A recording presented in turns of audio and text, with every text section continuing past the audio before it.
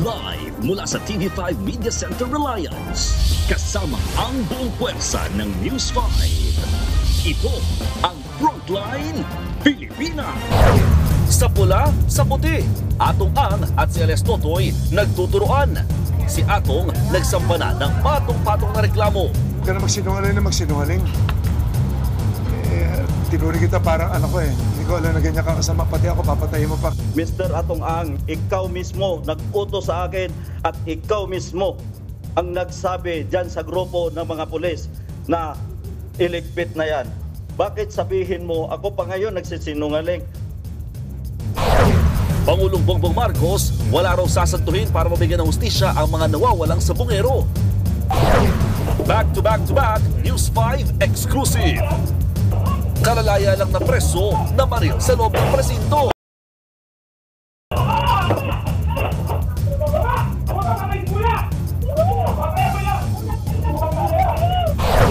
Sa pulsa video, barkadang mag-happy-happy lang sana, hinold up. Ang mga hold-upper, booking agad dahil hindi nagpalit ng damit.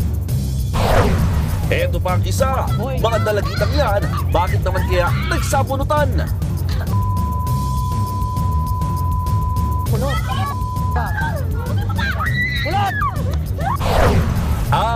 Eto na nga ang trending.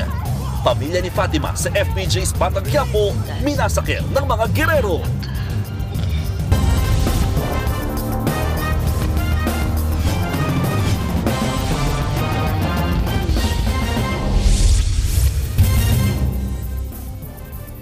Biglang inatake ng mga kawatan ang tatlong magkakaibigan sa Makati City. Hinablot ang kanilang mahahalagang gamit kabilang ang 50,000 pesos na cash.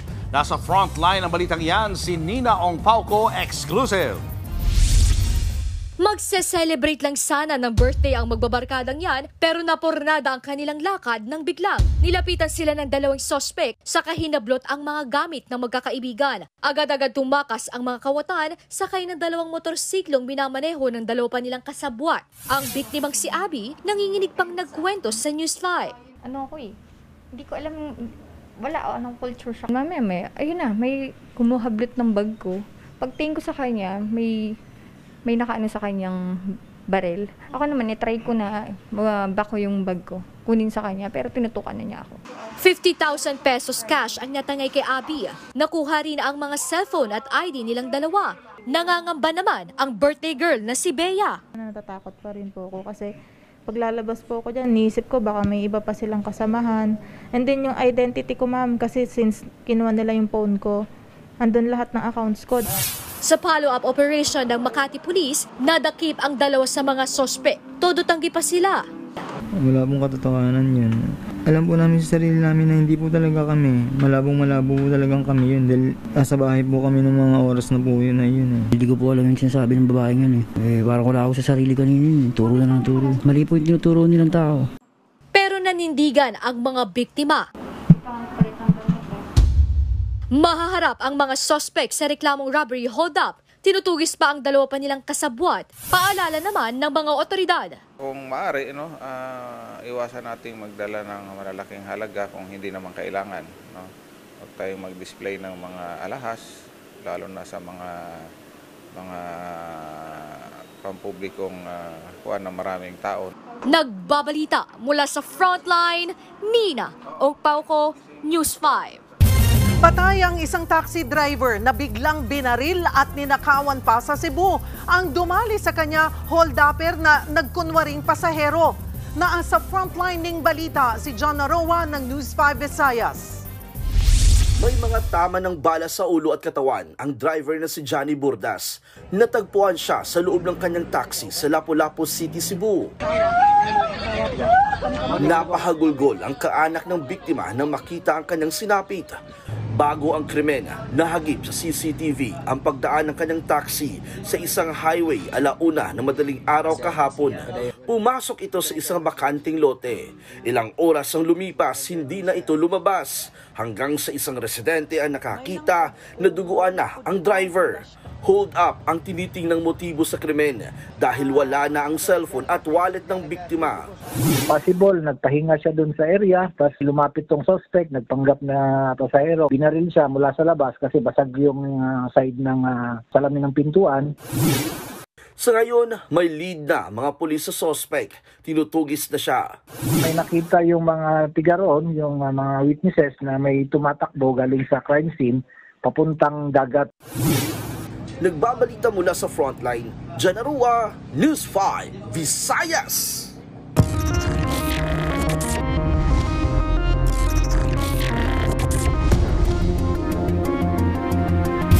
Umpisa pa lang daw ng paggulong ng kaso ng mga nawawalang sabungero, may kutob na ang kanilang mga kaanak nila kung sino ang may pakana nito. At naniniwala raw sila sa mga ibinunyag ni alias Totoy. Nasa frontline ng balitang yan si Rainiel Pawid. Siya ang 14 anyos na si Maison Ramos. Sa halagang 1,000 piso, naengganyo raw ang binatilyo para tumulong sa isang sabungan sa Santa Cruz, Laguna para magpakain ng manok. Pero mula December 30, 2021, mahigit 3 taon na ang nakalilipas. Hindi na muling nakita si Maison. Isa siya sa higit 100 sabungerong misteryosong nawala mula noong 2021. Sa paglantad sa publiko ni alias Totoy na pinangalanan ang 3 mastermind sa missing sabungeros, kabilang na ang may-ari ng World Pitmasters Cup o WPC na si Charlie Atong Ang. Naniwala at sinuportahan siya ng mga kaanak ng missing sabungeros. Kabilang na ang tiyahin ni Maison. Hindi naman po siya magbuwis ng buhay kung hindi naman po siya magsasabi ng totoo. Walang pinangalanan ng pamilya pero gate nila matagal na silang may impormasyon kung sino ang nasa likod ng pagkawala ng binatilyo.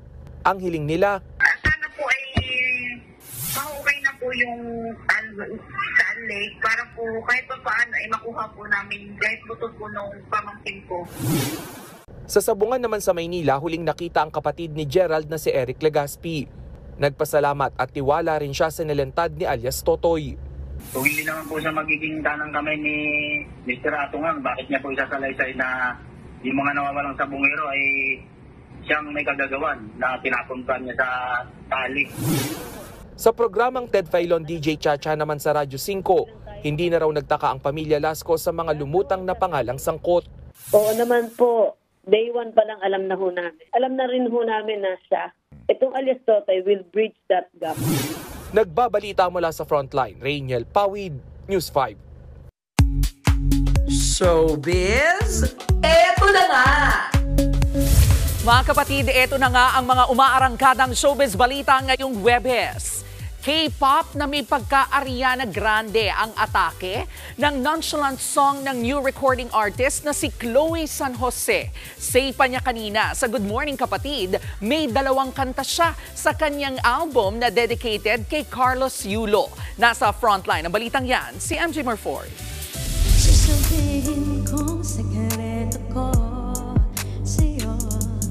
The rising OPM artist, she's Chloe Angele San Jose. Good morning, Chloe!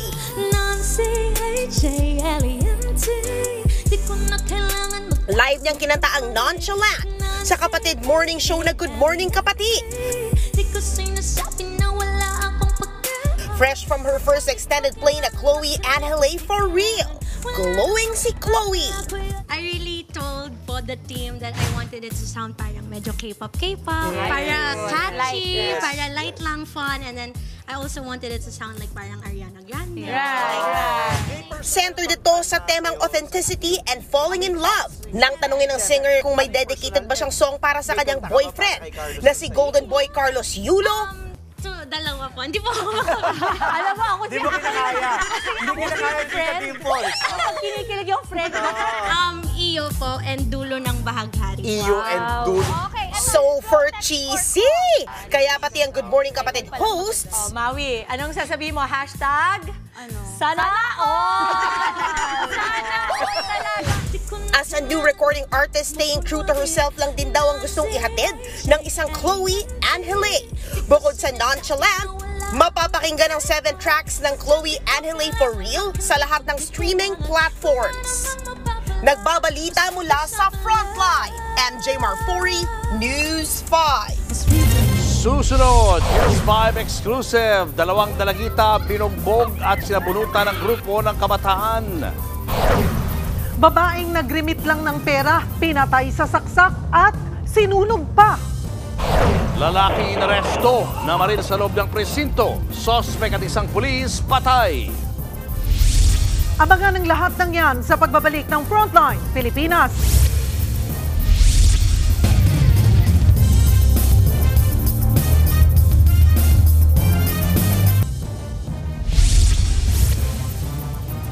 Natagpo ang patay ang isang babae sa Masbate matapos mawala ng ilang araw. Sinaksak ang biktima at sinunog pa. Nasa frontline ng balitang yan, si Mobile Journal, Kayla Makantan.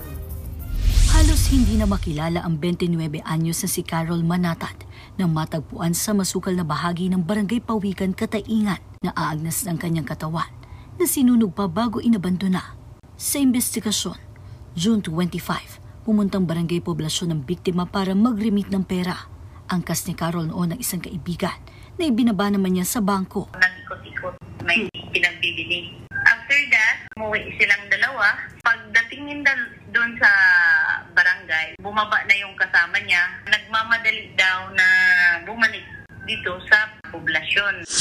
Yun na ang huling beses na nakitang buhay si Carol. Kinabukasan, lumapit ang kanyang mga kaanak sa otoridad para magpatulong sa paghahanap. June 27, nakauwi na ang asawa niya galing Maynila pero wala pa ring balita. Hanggang sa umaga ng June 28, isang residente ang nag-report ng masangsang na amoy. Dito na nadiskubre ang bangkay ni Carol. May person of interest na raw ang mga otoridad. According sa doktor, may stab wound sa dibdib. Isa lang. Hindi po tayo makakapagsabi kung hinalay ba siya kasi hindi pa na-autopsy yung body niya. Nagbabalita mula sa Frontline. Mobile Journal, Kayla Makantan. Patay ang isang pahinante matapos tumalon mula sa umaandar na dump truck sa Tabaco, Albay. Sa video, makikitang matulin ang takbo ng dump truck na may kargang buhangin. Kapansin-pansin ding tila gumegewang na ito. Kaya ang pahitanteng sakay tumalon palabas ng truck. Pero nabagok ang ulo niya sa pagbagsak dahilan ng kanyang pagkamatay. Base sa investigasyon, nawala ng kontrol ang truck, driver at tumagilid din ang truck at bumangga sa poste at mga puno. Ligtas naman ang driver. Susunod, News 5 exclusive, tatlong magkakapatid, bakit pinagtataga ng kanilang tito habang natutulog? At ang pasilip sa mas emosyonal na Season 2 ng Ang Mutya ng Section E. Yan at iba pa sa pagbabalik ng Frontline Pilipinas.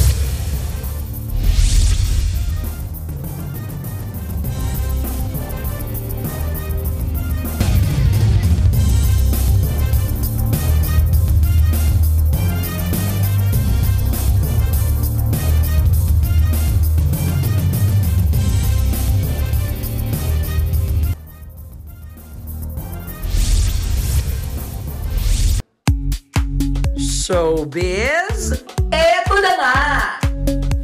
Eto na nga kung bitin kayo sa every Friday na pa-face card ni Robin Angeles sa Eat Bulaga.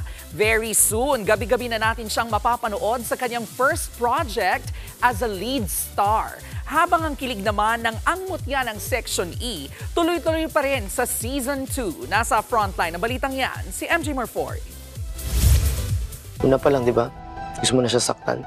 And just like that, trending agad-agad. Magpapakilig na talaga for its second season ang Mutya ng Section E matapos i-post ang kaabang-abang na teaser para sa Season 2 ng serye. Kung sa Season 1 marami ang pakilig na eksena, parang dito sa second season, mas seryoso at mas malalim na ang emosyon. May subtitle pa ngang The Dark Side.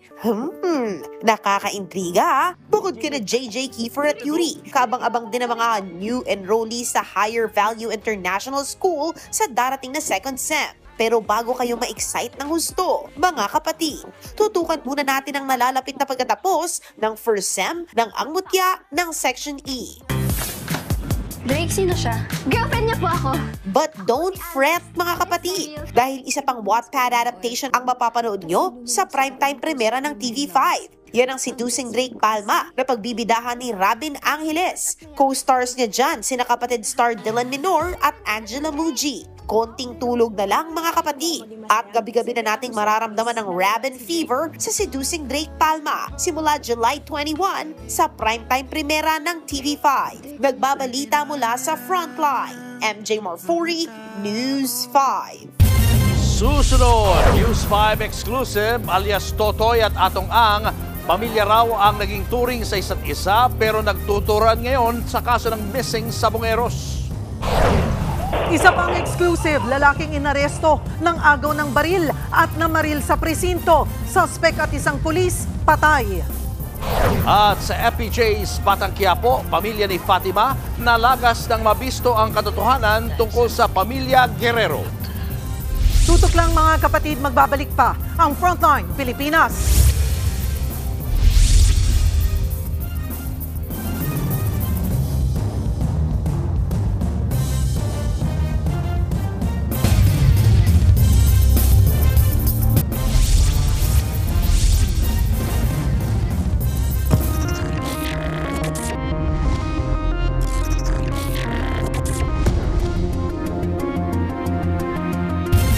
Patong-patong na reklamo ang sinampa ng negosyanteng si Atong Ang laban kay Julie Dondon Patidongan o alias Totoy kaugnay sa kaso ng mga nawawalang sabongero.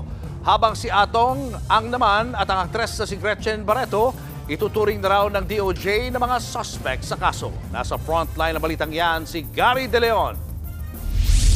Ang punot dulo talaga nito, pera. Nasabi ko na doon, mag-isip ka doon. Kung ano man ang mga huwag ka na magsinungaling. Tinuri kita parang anak ko eh. Hindi ko alam na ganyan kakasama. Pati ako, papatayin mo pa. Mensahe ng negosyanteng si Atong Ang sa kanyang dating empleyado na si Julie Dondon Patidongan o alias Totoy. Sa panayam ng News 5 kay Totoy, diretsahan niyang pinangalanan si Ang bilang isa sa 3 mastermind sa pagkawala na mahigit 100 sabongero. Patay na raw yan lahat at itinapon sa Taal Lake. Kanina, nagpa-press con si Ang para pasinungalingan ang mga paratang sa kanya ni Totoy. Basa ko sa kay Dondon, tingin ko talaga makitid ang utak niya. I think pera-pera lang talaga habol niya. Sanay naman yata sa kumuha ng pera, tumakbo eh. Kanina, sinampahan ng kampo ni Ang si Totoy ng patong-patong na kaso. Kabilang ang grave threats, grave coercion, slander, incriminating against innocent persons, at conspiracy to commit attempted robbery with violence against or intimidation of persons. Damay rin sa reklamo ang dating empleyado ni Ang na si Alan Bantiles o alias Brown. Hindi ko kasi alam na aabot sa ganito ang problema kasi hindi naman kami mga salbahing tao na magpapahamak ako ng mga tao. Hindi ko kasi ugali yun eh. Sa sinumpaang salaysay ni Ang, ikinuwento niyang tinawagan siya ni alias Brown para sabihing bayaran niya si Totoy ng 300 million pesos. Separation pay raw ito ni Patidongan mula sa pagsaserbisyo niya sa farm ni Ang. Dagdag pondo rin daw ito sa mga kinakaharap niyang kaso at gagamitin din sa kampanya sa pagtakbo niya bilang mayor ng Barobo, Surigao del Sur. Kung hindi raw magbibigay si Ang ng 300 million pesos, idadamay raw siya ni Totoy sa kaso ng mga nawawalang sabongero. Pag hindi mo tinulungan, ang dami sinasabi na kung ano eh. So kailangan sabayan mo na kung ano sinasabi niya. Mapapatunayan ko sa inyo yan in the future. Depende sa kaso kasi na talagang sila ang nakikiusap talaga na nag-extort talaga. Namura ko si Brown dahil hinihingan ako ng 300 million para ibigay daw. Para wag daw ko idamay doon sa kaso nila. Pagdating ng Hunyo, nakatanggap ng impormasyon si Ang na lumapit na nga sa PNP CIDG si Totoy at nagsumite ng sworn statement. Idinawit niya nga si Ang at 3 anak nito sa kaso na missing sabongeros. Idinamay rin daw ang pati ang celebrity malapit kay Ang na si Gretchen Barreto. Sabi ko, anong kasalanan namin? Bakit mo kami sasama? Walang kinalaman. Yung sinasabi nila sila, Eric, ako, si Gretchen, si Gretchen, nakita nyo, bumibitaw lang naman ang kumisa-misa niya para sa marketing lang niya. Paano naman makakasama sa mga ganyan kalokohan niya? Ayon naman sa Department of Justice, kasama sina Ang at Barreto sa paiimbestigahan. Kasama sila sa itinuturing ng suspect sa kaso. There are 20 people in the Alpha List. Ang tinatawag na Alpha List, yun yung Alpha Group ng Isabong. The Alpha Group is the main group that run the show at Isabong. Mabigat lang talaga itong laban dito kasi nga sobrang daming pera at sobrang daming koneksyon. Sinasabi ko nga, we are here holding the faith. Kasi ang tingin namin talaga rito, isa lang naman nakakampi namin dito, taong bayan. Ang taong bayan ng Republika ang kakampi natin dito na gustong magkaroon ng katahimikan tungkol sa kasong ito. Magsasagawa ng case build-up ang DOJ titingnan din ng mga prosecutor ang mga ebidensya. Handa rin daw makipagtulungan ang National Bureau of Investigation. Sa huli, ito ang mensahe ni Atong Ang sa pamilya ng mga nawawalang sabungero. Malalaman nyo rin na totoo. Siguro sa pag-iimbestiga niya, may lalabas na totoo dyan. Wala kami kinalaman lahat dyan. Kapareho, uulitin ko, sinasabi ko, lahat ng grupo namin, mga disenteng tao yan. Nagbabalita mula sa Frontline, Gary De Leon, News 5. Eksklusibo kong nakapanayam kanina si alias Totoy. Umabot na raw sa mahigit 100 ang ipinapatay ng mga sabungero. Ibubulgar na rin daw ni alias Totoy kung sino-sino ang mga sangkot na pulis. Narito ang report.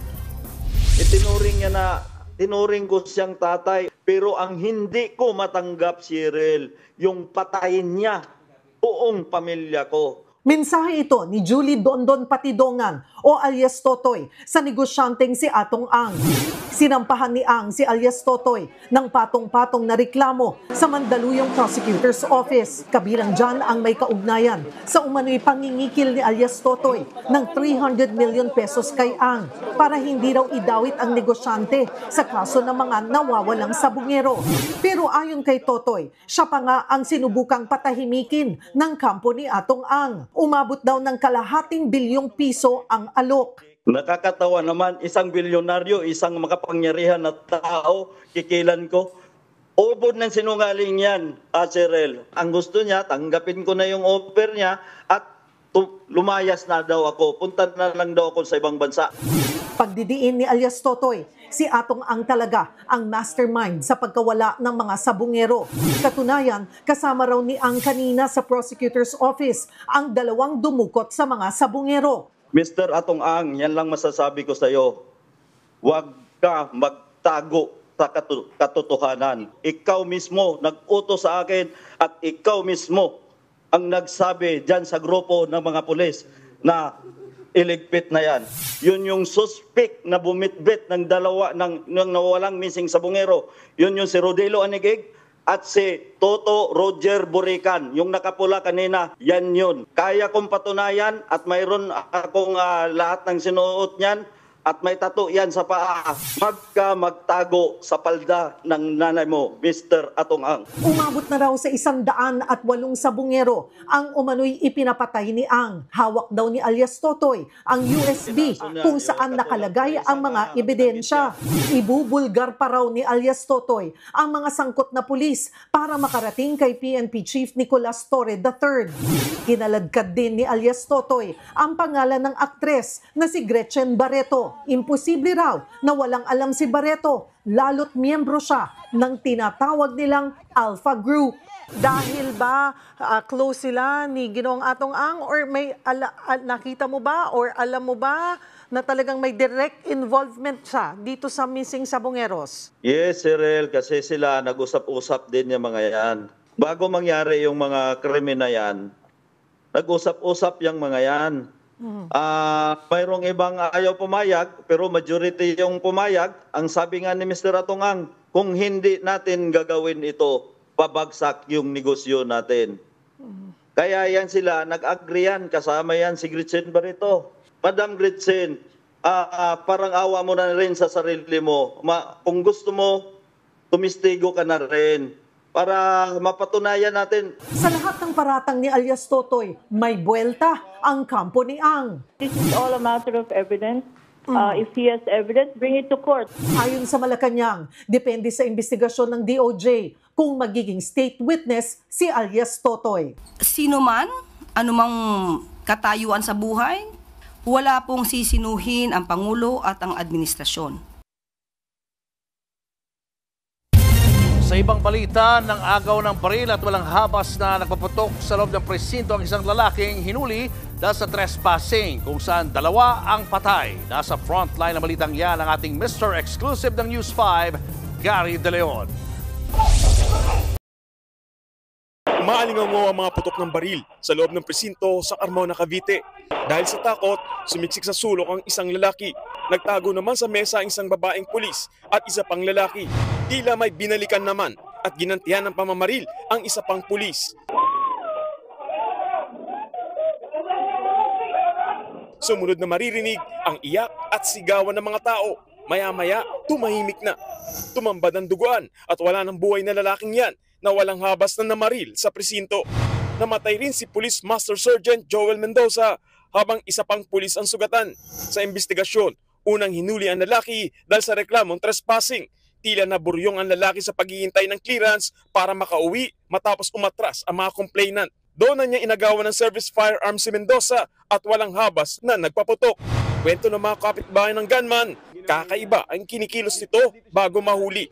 Makyat siya doon, nagbaging siya din dito. Tapos dire-diretso siya. Tingin ko may something.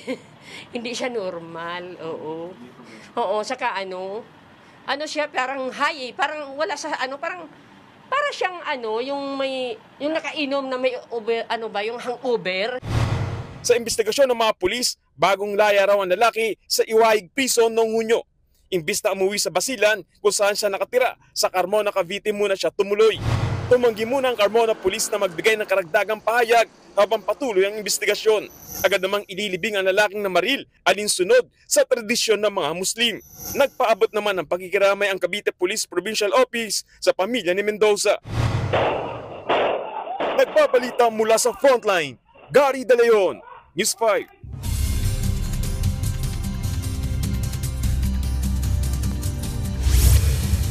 Weather update tayo mga kapatid. Patuloy po nating binabantayan. Ito pong low pressure area sa loob ng ating Philippine Area of Responsibility. Kasalukuyan yan po ay bumabaybay na dito sa area ng Sabtang, dyan po sa may area ng Batanes. Ito po ay nasa medium o nasa moderate po ang chance niyan maging isang ganap na bagyo.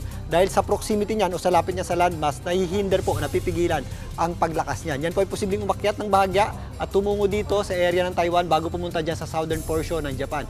If ever yan po ay nandito na, mas tataas na po o bahagya pong tataas ang chance niyan maging isang ganap na bagyo. Pero sa kasalukuyan, yung kanyang panglabas na kaulapan, at ito pong habagat ang nagdadala po ng mga pag-ulan sa malaking bahagi ng ating bansa, particularly dito sa Luzon. Dahil po sa panglabas na kaulapan, itong ating binabantayang low pressure area, posible po yung hanggang yung heavy hanggang intense rains o hanggang 200 millimeters na pag-ulan dito po sa areas ng Ilocos Norte. Posible naman ang katamtaman hanggang sa kung minsan malalakas na pag-ulan sa mga areas ng Cagayan, Abra, Apayao, Kalinga, Batanes, kasama na po dyan. Ito pong areas ng Ilocos Sur. Again, yung mga areas na po yan ay posible po ang mga pagbaha, lalong-lalo na po sa mga low-lying areas at sa mga bubundok na lugar. Nakataas naman din yung, dahil po sa weather advisory ng Pag-asa, posible rin po yung hanggang heavy, hanggang intense rains dito po sa mga areas ng Pangasinan, Zambales, kasama na po dyan ang Bataan. Posible rin ang katamtaman hanggang sa kung minsan malalakas na pag-ulan sa Ilocos Region, dyan po sa Ilocos Sur, La Union, mga kabundukan ng Cordillera, kasama po dyan ang Kalinga, Benguet at Baguio City, kasama na rin po dyan ang Pampanga, Tarlac, maging dito sa Bulacan, at kasama rin po dyan ang Metro Manila. Posible po yung hanggang katamtaman at malalakas na pag-ulan dyan. Ganun din po dito sa areas ng Cavite, Batangas, Laguna at ito pong occidental area ng Mindoro. Mga possible scattered o kalat-kalat na pag-ulan naman ng ating aasahan sa natitirang bahagi ng Luzon. Kasama po dyan ang Calabarzon at ito pong Mimaropa at ang malaking bahagi ng Central Luzon. Kasama na rin po dyan itong itaas na bahagi ng Bicol Region. Dito naman sa Metro Manila, patuloy po tayong makakaranas ng maulap na panahon at medyo mahangin din po yung ating panahon. Epekto po yan ng ating habagat at mataas po ang tsansa ng ating pag-ulan. Ibig sabihin po niyan, posible pong umulan anumang oras sa maghapon at sa magdamag. Kaya again, mag-ready po tayo sa mga posibleng pag-ulan na yan at mag-ingat tayo kapag meron tayong mga thunderstorms. Muli, ako po ang inyong Weather Tito Alvin na laging may panahon para sa iyo. Showbiz, eto na nga! Eto na nga, trending ang nag-uumapaw sa emosyon ng mga eksena ni Andrea Brillantes sa FPJ's Batang Quiapo. Minasaker ang kanyang pamilya. Nasa frontline ng balitang yan, si MJ Marfori. Ang aksidenteng pagkabisto ni Fatima sa sikreto ng pamilya Guerrero, naging mitsa ng pagkalas ng sarili niyang pamilya. Ang nakakadurog ng pusong eksena na yan, trending dahil sa tindi ng aksyon at emosyon. Kabaliktaran naman ang eksena ng pamilya ni Natanggol na unti-unti nang nabubuo. Pero syempre, bilang kontrabida, si Rigor. Sinira tayo ni Tanggol. Pati na rin si Ramon at Marites. Kapag nakita mo sila uli, Patayin mo! Hay naku, si Rigor talaga. Hindi pa tapos ang bangungot ni Fatima dahil si Miguelito hindi titigil at hindi papayag na lumabas ang lihim ng pamilya Guerrero. Kailangan mo ipamigay sa David. Papatay ko. Papatay ko din Milito.